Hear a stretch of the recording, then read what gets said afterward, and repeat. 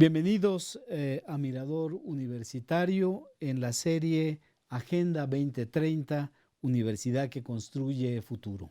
Este es un programa producido conjuntamente por la Unión de Universidades de América Latina y el Caribe, por sus siglas la UDUAL, y la Coordinación de Universidad Abierta y Educación a Distancia, la CUAED, de la Universidad Nacional Autónoma de México. Este programa está dedicado a un tema de gran actualidad y de gran importancia presente y futura, que hemos también intitulado Biodiversidad y Cambio Climático, en donde estamos. Hemos tocado fondo, qué nos falta hacer, cuáles son las urgencias que tenemos en esta temática. Para conversar de este tema, nos acompaña la doctora Ek del Val. Ella es bióloga por la Facultad de Ciencias de la Universidad Nacional Autónoma de México, doctora en Ecología por el Imperial College de la Universidad de Londres, y también realizó o tiene 2 años de experiencia, hizo 2 años de experiencia postdoctoral en la Pontificia Universidad Católica de Chile, también una emblemática universidad en la región y en el mundo. Actualmente ella es investigadora del Instituto de Investigaciones en Ecosistemas y Sustentabilidad de la UNAM, de la Universidad Nacional Autónoma de México, y trabajando en la Escuela Nacional de Estudios Profesionales de Morelia. Está prestada, está en esta condición. Ek trabaja temas relacionados con la restauración ecológica a través del restablecimiento de las interacciones bióticas, ecología de interacciones planta-herbívoro en hábitats alterados y ecología e invasiones bióticas. Estos son los temas que ocupan el quehacer académico cotidiano de Ek del Val. Ek, de verdad, muchas gracias por haber aceptado la invitación y estar aquí con nosotros. Pues muchas gracias a ustedes, y creo que estos temas son fundamentales para que mucha gente los escuche y podamos conversar todos, tener la información necesaria para tomar decisiones, ¿no? Y para pensar, pues, o tomar decisiones creo que será lo ideal, pero por lo menos estar conscientes de la necesidad de esto. Mira, quiero empezar conversando contigo. Vivimos en un mundo en donde estamos consumiendo como si el mundo fuera infinito. Así es. ¿No? Y como que no pasa nada. Como si no hubiera repercusiones. No hubiera. ¿Hasta dónde están los límites? Bueno, yo creo que en muchos casos estamos llegando a los límites, ¿no? Y eso es lo grave. Hace un par de siglos éramos muy pocos humanos, y entonces nuestro impacto sobre la Tierra no era tan grande. Pero hoy en día, al ser tantos, pues estamos consumiendo muchísimos recursos que no son renovables. O no son renovables en tiempos humanos, ¿no? Porque cuando todos nos muramos, pues el planeta va a seguir, pero ya no vamos a estar nosotros, ni va a estar la vida como nosotros la conocemos hoy en día, ¿no? Entonces, yo creo que es muy importante saber que hay límites, y esos límites implican que no podemos seguir consumiendo como estamos consumiendo. Tenemos que producir de una manera más eficiente, producir cosas que sean renovables y no solamente que acumulen basura, ¿no? Porque ese es el problema, creo yo, que estamos extrayendo todos los recursos y luego ya no sabemos qué hacer con los desechos y los residuos. Y bueno, ustedes los biólogos y han hecho proyecciones en dónde podemos llegar a un momento de quiebre. Bueno, esas proyecciones, o sea, existen, ¿no? Pero dependen mucho de lo que hagamos cotidianamente, ¿no? Entonces, las proyecciones que hablan de seguir haciendo lo que estamos haciendo normalmente, es decir, teniendo una economía que dependa completamente de quemar el petróleo para producir energía y vivir de eso, pues no nos da mucho tiempo, ¿no? Porque lo que implica consumir tanto petróleo es que siga aumentando la temperatura del planeta, ¿no? Y entonces, ¿qué tiene que ver la temperatura del planeta con la forma en que vivimos? Pues tiene que ver con que se derriten los glaciares y entonces aumenta el nivel del mar. Entonces la gente que vive en las costas, pues donde vivían va a estar inundado. Entonces, digamos que ahí ya no van a poder estar. Y por otro lado, la agricultura se afecta notablemente, porque este aumento en la temperatura implica que va a haber más sequías y hay muchas zonas en el planeta que ya no van a ser aptas para la agricultura, ¿no? Y esto nos pega particularmente a México. Por todas las zonas áridas y semiáridas que tenemos, pues la cuestión se va a poner peor, ¿no?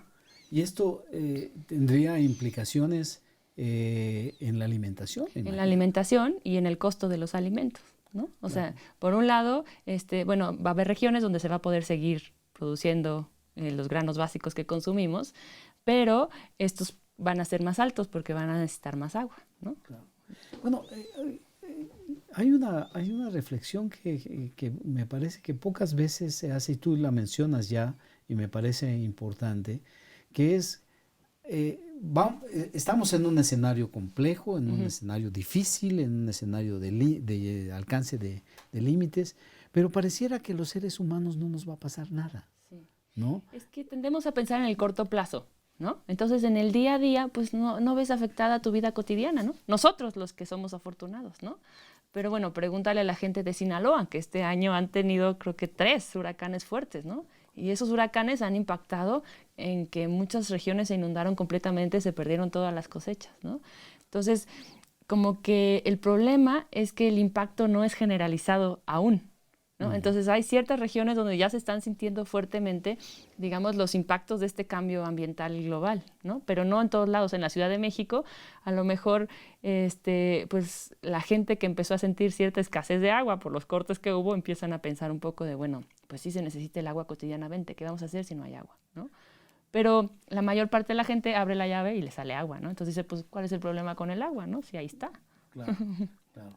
Pero esto puede llegar a tener un momento de quiebre generalizado, sí, ¿no? Exactamente. O sea, puede haber una catástrofe socioambiental. Exactamente, ¿no? puede haber la famosa guerra por el agua, ¿no? Que hay algunos autores que proponen que eso va a seguir la siguiente gran guerra mundial, puede ser la guerra por el agua, ¿no? Que, híjole, se le pone a uno la piel china de pensar en eso, de qué significa, ¿no? Y ni siquiera nos imaginamos, pero realmente, pues si hay una escasez generalizada, pues sí, va a ser muy difícil la sobrevivencia del ser humano, ¿no? Pero habiendo tanta desigualdad en este planeta, el problema es que siempre estos problemas le pegan a los más pobres, ¿no? Y entonces la gente que tiene la capacidad de cambio, que son los que tienen el recurso económico, pues no necesariamente lo hacen porque no se sienten vulnerables, ¿no? Claro. Entonces, o sea, el impacto va a ser importante y va a ser sobre todo para aquellos que están en condiciones de mayor vulnerabilidad. Así es. Pero estos van a ser los primeros, no los únicos. No, por supuesto, no los únicos, no los únicos, va a ser generalizado, o sea, sí, o sea, la escasez es generalizada, ¿no? O sea, va a ser generalizada.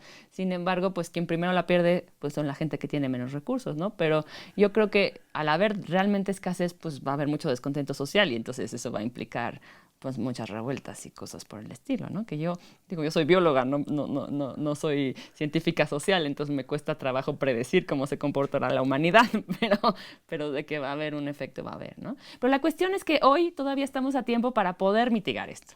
O sea, si se toman los compromisos que se han propuesto por la ONU, pues sí podemos cambiar el rumbo del planeta, o sea, sí tenemos eso en nuestras manos. Entonces es dramático que no podamos hacerlo. O sea, tenemos ese compromiso que deberíamos cumplir, ¿no? Claro. La Agenda 2030 es una agenda universal, es una agenda planetaria que tiene 17 objetivos y una cantidad de actividades, ¿no? De temas específicos dentro de cada uno de estos objetivos.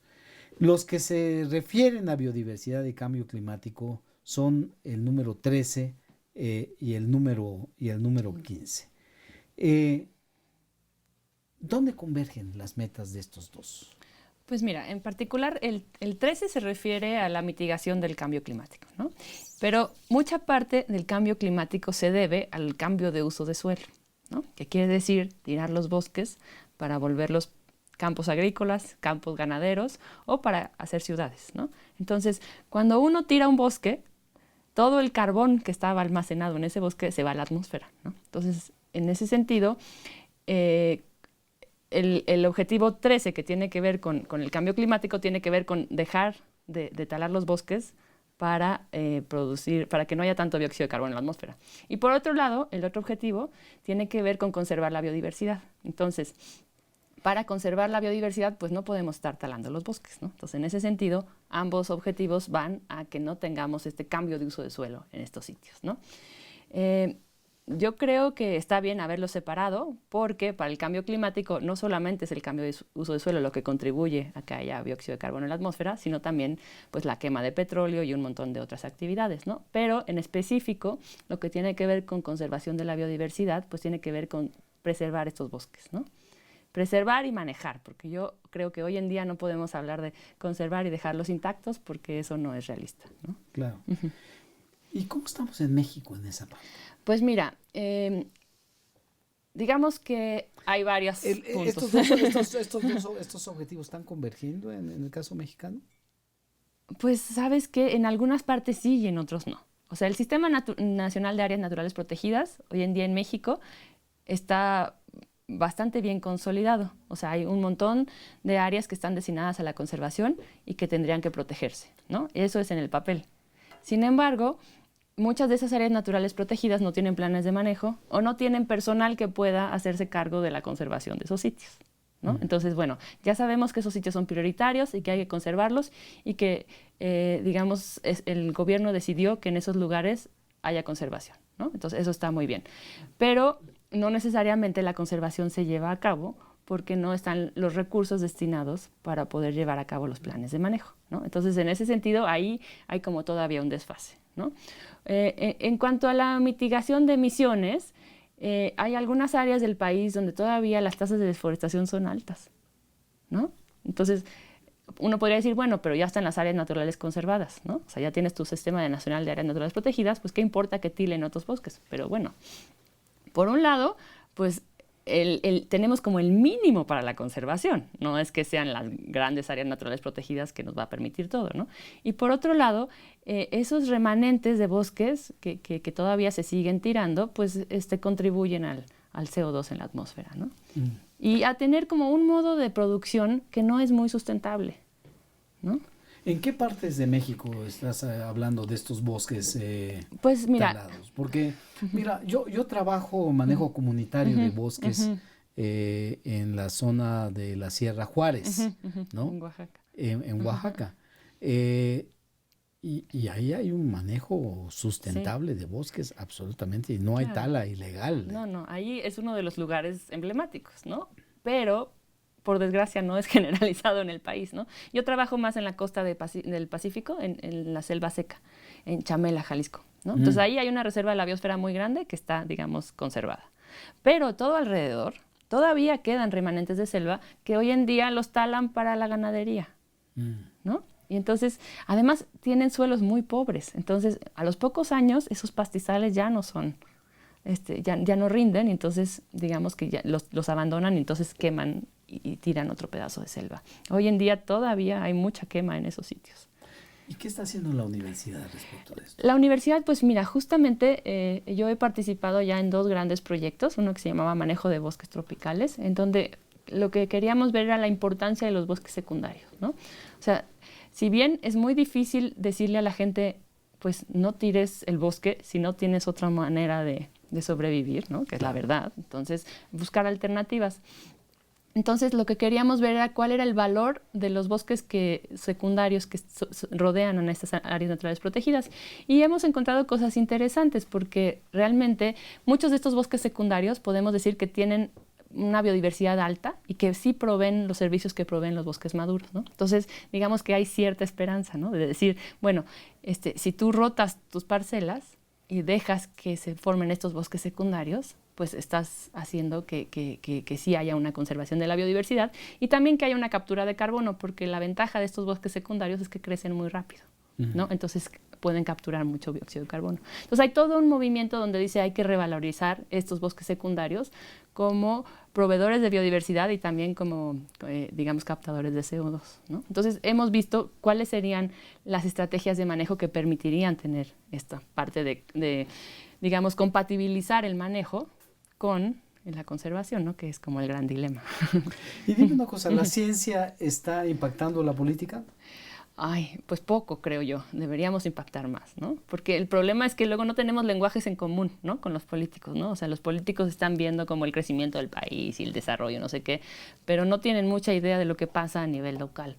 Entonces yo creo que justamente hace falta, pues, tener lenguaje en común y que estén dispuestos a escucharnos, ¿no? Yo creo que los universitarios tenemos que también tener una manera de comunicar también. lo que hacemos para que los políticos nos entiendan. Estoy de ¿Y acuerdo. cómo miras el panorama latinoamericano respecto de estos objetivos 13 y 15? Yo creo que es bastante variable, ¿no? O sea, hay algunos países que están muy comprometidos con esto de bajar las emisiones, pero principalmente, pues, creo que Chile, ¿no? Por ejemplo, ellos sí están en eso, ¿no? Pero cuando te pones a ver, son los países que más o menos ya tienen resuelta su economía, entre comillas, ¿no? Y que tienen un desarrollo que no hay tanta pobreza. Bueno, en Chile sí hay mucha desigualdad, pero como son pocos, pues pueden, digamos, seguir extrayendo los recursos. Pero no creo que sea una región que sea homogénea en términos de conservación de la biodiversidad, ni tampoco de la mitigación del cambio climático, ¿no? Y sobre todo la parte amazónica,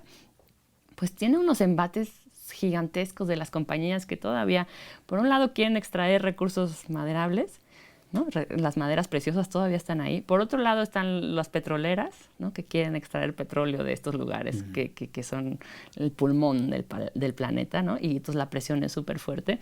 Y luego también están, en particular en Brasil, pues la minería y la soya.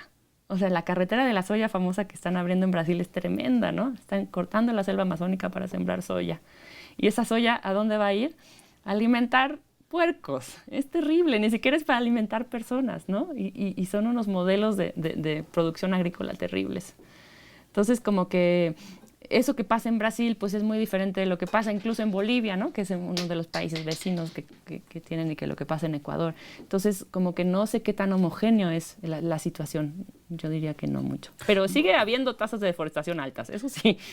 Bueno, y el tema es que la agenda tiene una temporalidad, ¿no? Así es. Y se supone que el compromiso es en 2030 cumplir con estos objetivos de desarrollo sustentable o llegar a un avance sustantivo. Sí, lo que se busca es que el incremento en la temperatura no pase los 2 grados, ¿no? Y entonces, ¿qué tenemos que hacer para que no aumente tanto la temperatura? Pues tenemos que dejar de echar gases a la atmósfera, básicamente, y dejar de talar y plantar más árboles, ¿no?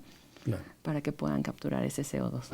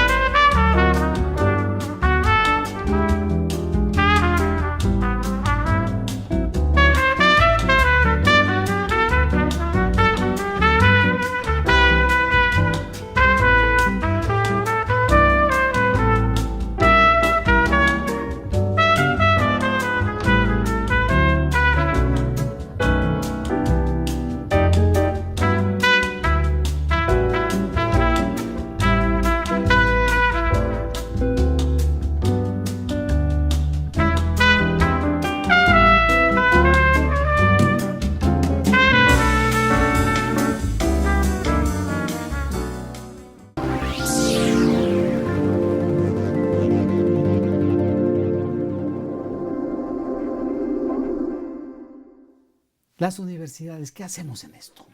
¿Dónde estamos? ¿Qué tanto estamos haciendo? ¿Qué aportaciones hemos hecho? Pues mira, con toda esta crisis ambiental, justamente los biólogos intentamos dar algunas soluciones y nos dimos cuenta que no eran suficientes, ¿no? O sea, decíamos, ¿por qué si establecemos áreas de conservación sigue habiendo deforestación y sigue habiendo pérdida de especies, ¿no? Y por otro lado, los científicos sociales intentaban, yo creo que proponer algunos programas para desarrollo social que tampoco eran exitosos. Entonces, de esto surgen las ciencias ambientales. Por eso estoy diciendo esto. Entonces, las ciencias ambientales justamente lo que buscan es tener las bases científicas sociales y naturales para poder proponer alternativas al desarrollo y poder tener alternativas que no sean tan impactantes sobre nuestro planeta, ¿no? Entonces, bueno, ¿qué hace la universidad? Yo creo que han creado estas licenciaturas en ciencias ambientales, ¿no? ¿Cuántas? Bueno, no sé, nosotros en la UNAM tenemos una que ha sido bastante exitosa, ¿no? Y de hecho por eso surgió la ENES en Morelia, porque teníamos una carrera que era muy pequeñita y que estaba adscrita a un centro de investigación y ya no nos dábamos abasto. Entonces le dijimos al rector, por favor, danos chance de crecer, pero necesitamos ser una escuela de ciencias ambientales. Y entonces dijo, bueno, pues si ya vamos a ser una escuela de ciencias ambientales, hagamos una Escuela Nacional de Estudios Superiores, ¿no? Y así es como surge la ENES. Entonces, las ciencias ambientales, en particular en la UNAM, lo tengo muy claro, surgió desde el 2005 y pues ya van muchas generaciones de egresados, ¿no? Entonces, en eso estamos aportando. Más recientemente, la UNAM tiene el posgrado en Ciencias de la Sostenibilidad, ¿no? Yo soy... tutor también de ese posgrado. Sí.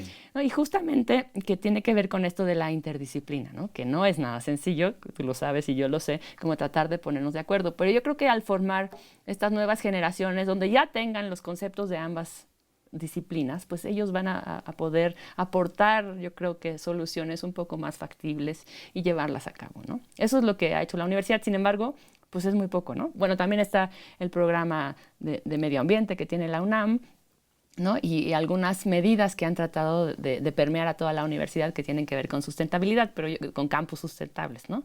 Pero yo creo que pues todavía es muy limitado, ¿no? O sea, tendríamos que permear más en la currícula de todas las licenciaturas, ¿no? Y de todos los centros de investigación.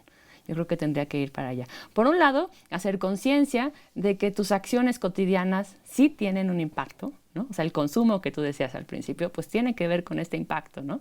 O sea, si tú vas y compras cosas que están empacadas 7 veces, bueno, todos esos empaques, ¿de dónde vienen? Pues muchos de esos son plásticos que vienen del petróleo, ¿no? Entonces, bueno, por ahí estás impactando. Y por otro lado, luego tienes basura.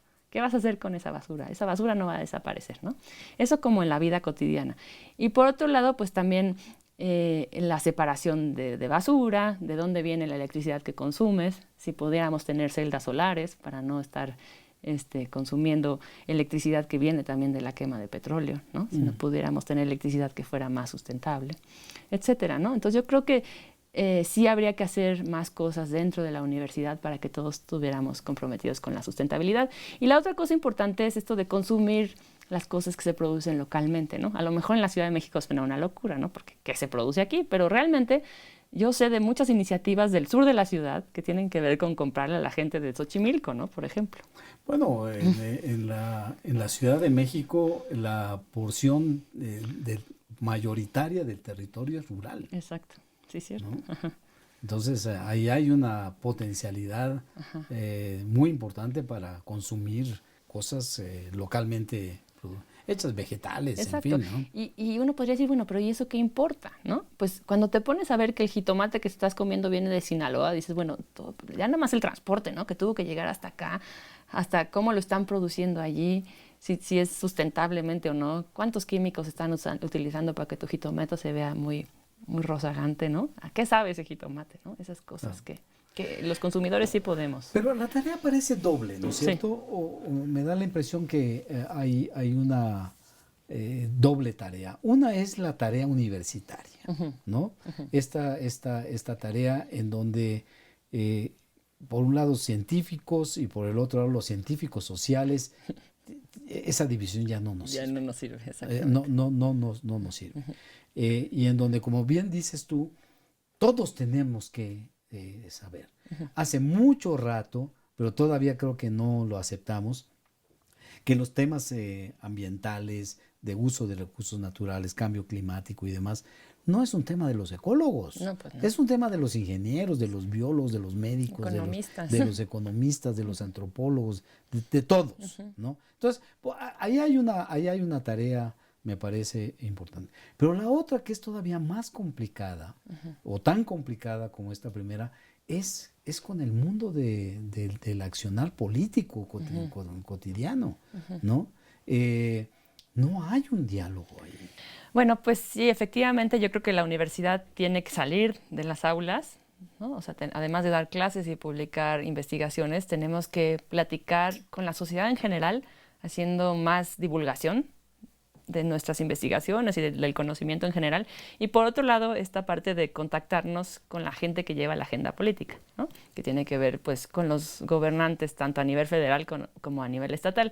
Yo creo que ahí el principal problema es que ellos piensan en el tiempo muy corto.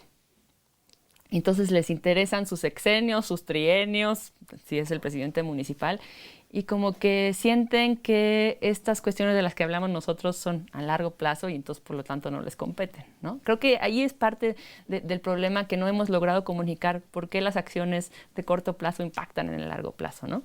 Y bueno, también no tenemos el entrenamiento para platicar con los políticos, ¿no? O sea, para decir, bueno, a mí qué me importa lo que me estás diciendo, ¿no? O sea, yo quiero tener más votos y que la ciudad se vea bien. Entonces, ¿por qué me debe de importar el cambio climático, ¿no? Yo creo que esa es una urgencia muy grande, muy grande, y que tiene que ver incluso cómo hacer ciencia que sea entendible para la sociedad, sí. ¿no? Y no solamente para los especialistas. Y Sí. creo que ahí estamos realmente en un tema, en un camino todavía me parece muy largo por andar. Porque también yo creo que, perdón si te interrumpo, tiene que ver con la formación desde la escuela primaria, ¿no? O sea, porque también la educación primaria y secundaria es muy deficiente. Entonces, la gente que no llega a la universidad o que no va a la universidad porque no quiere, pues no tiene las herramientas para entender, ¿no? Lo que estamos hablando. O sea, creo que es de las dos vías. Por un lado, tenemos que mejorar la educación básica del país para poder tener esta famosa sociedad del conocimiento, y nosotros tenemos que poder comunicar mejor los mensajes, ¿no? Claro. Bienvenidos de regreso a Agenda 2030, Universidad que construye futuro, biodiversidad y cambio climático, el tema de este programa en esta ocasión. Tal como lo establece la meta 13.1, tenemos que fortalecer la resiliencia y la capacidad de adaptación a los riesgos relacionados con el clima y los desastres naturales en todos los países. ¿Lo estamos haciendo? Bueno, yo creo que sí existe la agenda en México, desde el INEC, el Instituto Nacional de Ecología y Cambio Climático, que ya existe, pues es una agencia federal en donde se han hecho los mapas de riesgos, ¿no? Para el país. A ver, ¿cuáles son las zonas que son más susceptibles a inundaciones? ¿Cuáles son las zonas que son más susceptibles a sequías, a incendios, etcétera? Yo creo que la parte del diagnóstico, vamos bien. O sea, ya tenemos las herramientas para tomar decisiones. Ahora, ¿cómo va a ser la política pública para incidir en esas regiones? Ahí no sé, ¿no? Y por otro lado, hay regiones en donde hay conflictos, ¿no? Obviamente, como en Cancún, ¿no? Que quieren, por un lado sabemos que es una zona que va a ser susceptible a inundaciones, pero los hoteleros quieren seguir tirando los manglares, ¿no? Entonces ya sabemos que los manglares nos protegen de las inundaciones. Entonces, pues desde la agenda ambiental no deberíamos tirarlos, pero está la agenda económica que dice, bueno, queremos traer más turismo. Entonces, esa parte, yo siendo bióloga, me cuesta mucho trabajo entenderla y no sé realmente cómo se pueden poner de acuerdo estos diferentes poderes, ¿no? Para que sucedan estas acciones de mitigación. Claro. Pero ¿tú cómo ves el futuro? Yo como veo el futuro, yo creo que, pues, o sea, tenemos que comunicar mejor que esto no es una ficción y que esto no es algo que pueda o no pueda pasar, sino es algo que está pasando. O sea, la temperatura del planeta está aumentando. Si continuamos emitiendo gases de efecto invernadero a la atmósfera, va a seguir aumentando peor, ¿no? Y además los efectos no son lineales, ¿no? Esto quiere decir que si aumenta un poquito la temperatura, no va a aumentar un poquito los huracanes, sino van a aumentar muchísimo. O sea, la predicción para los huracanes en el Pacífico mexicano es aterradora. Porque los huracanes, la magnitud de los huracanes tiene que ver con la temperatura del agua del océano. Y como la temperatura del agua del océano está aumentando, entonces estos huracanes son más fuertes. Y este año lo hemos vivido. O sea, ya tuvimos varios huracanes categorías 4 y 5 cuando no había habido en mucho tiempo, ¿no? Entonces, yo creo que ahí también los medios de comunicación tampoco transmiten bien la información. Entonces tenemos que también, como científicos o como universidad, hacer más trabajo con ellos. Este es un tema, me parece, fundamental. Y además en América Latina y el Caribe, creo que estamos viviendo también cambios muy importantes que van a requerir estrategias muy importantes de las universidades si es que queremos sobrevivir. Exactamente. Sí, porque mira, yo cuando estudiaba biología y estudiaba todos estos temas de la pérdida de especies, deforestación, decía, es que no hay futuro, nos vamos a echar el planeta, ¿no? Entonces, luego me di cuenta que en realidad el planeta va a seguir, pero es una tristeza que vaya a seguir sin nosotros. O sea, lo que nos vamos a destruir somos nosotros mismos, porque va a haber otras formas de vida que puedan evolucionar en un ambiente completamente hostil para los seres humanos, ¿no? Entonces, esa es nuestra responsabilidad, dejar que los seres humanos puedan seguir en este planeta viviendo de una manera amable, ¿no? Claro. Y de una manera equitativa. Y de una manera... No, por supuesto. En donde todo mundo pueda tener las cosas básicas que necesita, porque de no cumplirse esta agenda, como bien decíamos en algún momento al inicio del programa, las desigualdades van a incrementarse. Sí, ya son terribles hoy en día, imagínate después, ¿no? Y yo creo que esa es una cosa que es muy rescatable de los objetivos que establece Naciones Unidas, y es pensar que no están separadas la desigualdad con el cambio climático, sino van de la mano. Claro. Y entonces tenemos que asumirlo así y entonces trabajar porque esto disminuya de las dos formas, ¿no? Hay una transversalidad, me parece realmente muy, muy importante. ¿Qué recomendaciones tenemos para el futuro? Bueno, yo creo que todos tenemos que estar conscientes que el cambio climático está vinculado con la forma en que consumimos todos los días. Entonces, que si queremos impactar en esto, pues tenemos que pensar cómo estamos viviendo, ¿no? Y por otro lado, pues deberíamos exigir también al gobierno que tenga programas que tengan que ver con el desarrollo sustentable, porque el desarrollo sustentable es a largo plazo. O sea, que no solamente haya programas de corto plazo, porque eso no ayuda al desarrollo sustentable, ¿no? Y bueno, las universidades tendríamos que estar involucradas en este quehacer, ¿no? Hacer ciencia que sea aplicable, ¿no? O sea, claro que hay algunas cuestiones científicas muy particulares que es difícil encontrar su aplicación, ¿no? Pero que se necesita hacer la ciencia básica. Pero hay otras personas que hacemos ciencia que sí es aplicable, pero no nos damos a la tarea de comunicar que es aplicable, ¿no? Entonces eso es lo que también nos toca hacer a nosotros. Magnífico. Pues muchísimas gracias a Ek del Val por su presencia en este programa. Esta es una primera conversación que si tú nos lo permites vamos a continuar Muchas contigo. Gracias. Porque nos parece de la mayor importancia. Las universidades no pueden quedarse calladas, tienen que ejercer influencia y tienen que ir más allá de lo que tradicionalmente creo que hemos concebido a la universidad. Pues muchas gracias por estar aquí, muchas gracias al público y nos vemos en el próximo programa. Muchas gracias, hasta pronto.